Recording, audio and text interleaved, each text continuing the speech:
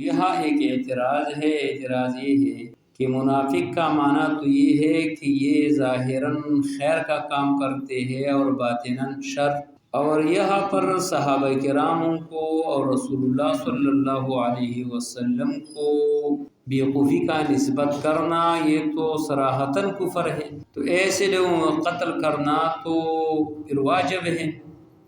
پھر رسول اللہ صلی اللہ علیہ وسلم نے ان منافقون کو کیوں قتل نہیں؟ ایسے لوگوں کو قتل کرنا تو یہ واجب ہے، یہ تو زہریلا سانپ ہے، لہٰذا ایسے لوگوں کو قتل کرنا تو اسلامی معاشرہ میں ضروری ہے، اور اس کے باوجود رسول اللہ صلی اللہ علیہ وسلم نے قتل نہیں کیا۔ تو اس کے کئی جوابات ہیں۔ ایک جواب تو یہ ہے کہ یہ بات ان لوگوں نے آپس میں کیا، اور اللہ تبارک و تعالیٰ نے اس کے جو چھپی ہوئی حال ہے وہ ظاہر، یعنی یہ آپس میں یہ گفتگو کرتے کہ یہ لوگ تو بیوقوف ہیں، لہٰذا ہم نے ان لوگوں کو بیوقوف بنا کر کے ہم ہوشیار ہیں۔ تو اللہ تبارک و تعالیٰ نے اس کے جو چھپی ہوئی بات ہے وہ رسول اللہ صلی اللہ علیہ وسلم کو بیان کیا کہ یہ لوگ تو آپ کو نسبت کرتے ہیں سفاہت کے، حال یہ ہے کہ یہ خود سفیہ ہے، یہ خود بیوقوف ہے، اور اس بات پر سورہ منافقون بھی گواہ ہے۔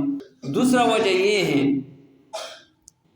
کہ یہ آپس میں یہ باتیں کرتے، لیکن وہاں پر مومنین کے سامنے جو عام مومن موجود تھے، بڑے بڑے جو اہل ایمان ہے وہ موجود نہیں تھے، ویسے چھوٹے چھوٹے صحابہ کراموں کے سامنے یہ باتیں کرتے، تو یہ چھوٹے صحابہ کرام پھر رسول اللہ صلی اللہ علیہ وسلم کے سامنے بیان کرتے۔ جیسے زید بن ارقم رضی اللہ تعالیٰ عنہ نے رسول اللہ صلی اللہ علیہ وسلم کے سامنے یہ شکایت کیا کہ رسول اللہ یہ لوگ جو آپس میں بیٹھتے ہیں تو یہ اہل ایمان کو یہ بیوقوف کہتے ہیں، اور وہ کہتے ہیں کہ جیسے ہم وہ مدینہ منورے جاتے ہیں لَنَخْرُجَنَّ الْأَعَزُّ مِنْهُ الْأَذَلُ، یہ جو عزت مند لوگ ہیں وہ یہ ذلیل لوگوں کو نکال دیں گے۔ تو آ کر رسول اللہ صلی اللہ علیہ وسلم کے سامنے اس نے وہ شکایت کی کہ رسول اللہ منافقین تو آپس میں یہ باتیں کرتے ہیں، تو رسول اللہ صلی اللہ علیہ وسلم نے ان لوگوں کو بلایا اور کہا کہ واقعتاً آپ لوگوں نے یہ بات کیا ہے؟ تو اس نے کہا کہ اللہ کی قسم ہم نے یہ بات نہیں کی ہے۔ تو جو صحابہ کرام تھے، بڑے بڑے صحابہ کرام تھے، اس نے زید بن ارقم کو دب دیا کہ آپس میں کیوں لوگوں کو لڑاتے ہیں، ایسی باتیں نہیں ہونی چاہیے۔ تو راستے سفر کے دوران میں یہ سورہ منافقون نازل ہوا کہ اذا جاءك المنافقون قالوا نشهد انك لرسول الله والله يشهد والله يعلم انك لرسوله والله يشهد ان المنافقين لكاذبون اتخذوا ايمانهم جنة فصدوا عن سبيل الله انهم ساء ما كانوا يعملون۔ یہ لوگ جو قسمیں کر لیتے اپنے لیے ڈال بنایا ہے، حقیقت میں یہ لوگ جھوٹے ہیں۔ تو یہ باقاعدہ آپس میں وہ یہ باتیں کرتے، اور پھر وہ وہاں پر جو عام قسم کے مسلمان موجود تھے تو یہ آ کر پھر رسول اللہ صلی اللہ علیہ وسلم کو بتا دیتے ہیں، یعنی سامنے یہ باتیں نہیں کری تھی، رسول اللہ صلی اللہ علیہ وسلم نے قتل کا حکم نہیں دیا۔ پھر اللہ تبارک و تعالیٰ نے خود جواب دیا، یعنی الا انہم هم الصفاة، ایسے نہیں کہا کہ آپ لوگ جا کر کے اور اس سے کہا کہ تم لوگ بیوقوف ہیں، اللہ نے براہ راست جواب دیا کہ یہ لوگ خود بیوقوف ہیں۔ اللہ تبارک و تعالیٰ نے صحابہ کراموں سے یہ نہیں کہا کہ آپ جا کر کے منافقین سے کہا کہ تم لوگ بیوقوف ہیں، بلکہ اللہ تبارک و تعالیٰ نے ڈائریکٹ جواب دیا۔ کیوں؟ وجہ یہ ہے کہ اس میں اشارہ ہے عظمت الشان صحابہ کرام اتنے عظیم لوگ ہیں کہ رب العالمین نے اس کی لڑائی اپنے ذمہ پہ لیا ہے، اور اس پر دلیل ہے، ایک حدیث بھی ہے، رسول اللہ صلی اللہ علیہ وسلم نے فرمایا من عاد لی ولیا فقد آذنت بالحرب، اور ایک روایت میں فقد بارز بالمحاربہ، جو اللہ کے اولیاء کے ساتھ دشمنی کرتے ہیں تو اللہ تبارک و تعالیٰ نے اعلان کیا ایسے لوگوں کے ساتھ جنگ کی، یا اللہ تبارک و تعالیٰ ایسے لوگوں کے مقابلے میں میدان میں اترتے ہیں کہ آپ اللہ کے اولیاءوں کے ساتھ لڑائی کرتے ہیں تو میرے ساتھ لڑو. اور یہ ہمارے مشاہدہ ہے جن لوگوں نے اللہ و اللہ کے رسول کی ساتھیوں کے ساتھ آج کل جن لوگوں نے اہل ایمان کے ساتھ یہ محاربہ کیا اور اہل ایمان کو بھی عزت کیا، اللہ تبارک و تعالیٰ نے اس کا نام و نشان ختم کیا. جیسے پاکستان میں پرویز مشرف نے یہ منصوبہ بنایا تھا کہ مدرسے اپنے تحویل میں لینا ہے اور اس پر قسم قسم پابندیاں وغیرہ لگانی تھی.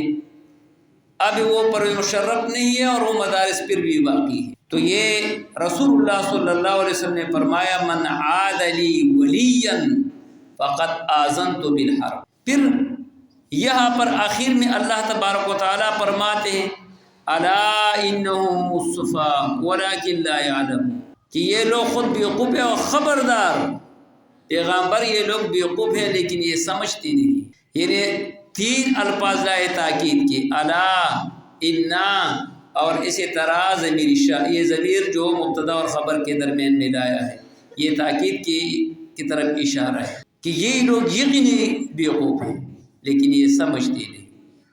یہ سبھی بیوقوف کو کہا جاتا ہے، علم عالم کو کہا جائے، دونوں اکٹھے جمع کیا ہے. وجہ یہ ہے کہ اس کو صورت تضاد کہا جاتے ہیں. رب العالمین کبھی کبھار ایسی متضاد چیزیں جمع کرتے ہیں، یحیی و یمیت، زمین اور آسمان، اندھیرا اور روشنی، یہ متضادین چیزیں جمع کر لیتے ہیں.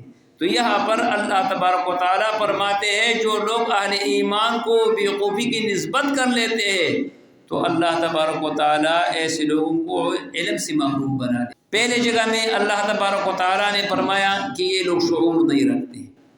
شعور کا تعلق حواس کے ساتھ ہے.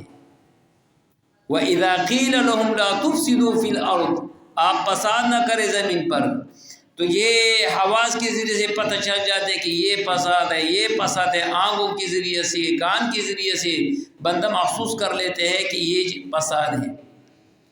تو وہاں پر اللہ تبارک و تعالیٰ نے 2 مرتبہ ذکر کیا کہ یہ شعور نہیں رکھتے، کیونکہ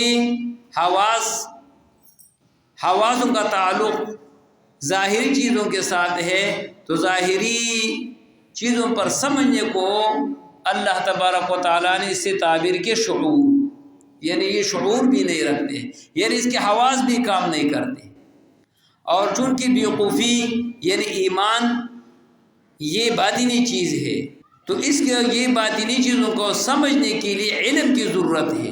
تو اس لیے یہاں پر اللہ تبارک و تعالیٰ نے لا یعلمون ذکر کیا ہے. تو یہ بات یاد رکھو، جو لوگ قرآن اور حدیث پہ مذاق کرتے ہیں، جو لوگ اللہ و اللہ کے رسول پر وہ مذاق کرتے ہیں، اللہ و اللہ کے رسول وہ مذاق سمجھتے ہیں، تو ایسے لوگ رب العالمین علم سے محروم. جو لوگ قرآن اور حدیث کو مذاق سمجھتے ہیں، اس کی طرف التفات نہیں کرتے، سننے کے لیے وہ تیار نہیں ہے، تو ایسے لوگوں سے رب العالمین علم چھین لیتے ہیں.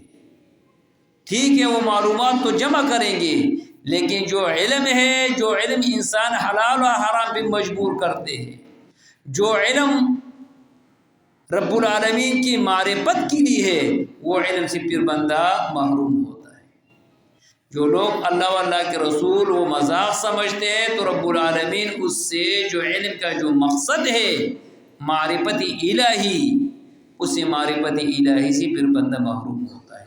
ظاہری معلومات تو کافی جمع کر لیتے ہیں لیکن باطنی جو معرفت ہے علم کے، اللہ تبارک و تعالیٰ ایسے لوگوں سے پھر چھین لیتے ہیں. لہٰذا قرآن و حدیث کے بارے میں یعنی اس چیز سے بہت زیادہ خوف رکھو.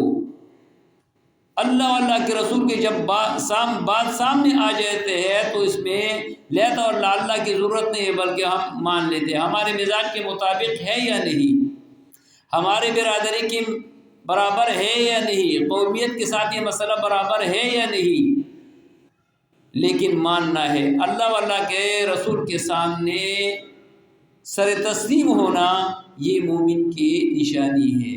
اگر وہ وہی باتیں مان لیتے ہیں جو اس کے ساتھ مزاج کے مطابق وہ مان لیتے ہیں، اور جو اس کی مزاج کے مطابق نہیں ہے وہ نہیں مانتے ہیں۔ تو ایسے لوگوں سے رب العالمین پھر وہ علم چھین لیتے ہیں، پھر ایسے لوگوں کو رب العالمین معرفت الہی کی توفیق نہیں دیتے۔